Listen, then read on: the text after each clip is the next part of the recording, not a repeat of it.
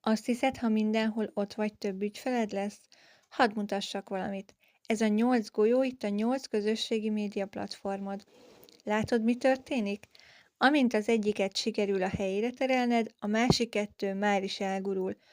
Pontosan ezt csinálod a vállalkozásoddal is, amikor kapkodva gyártod a tartalmat mindenhova, de egyik csatornát sem hoz valódi bevételt.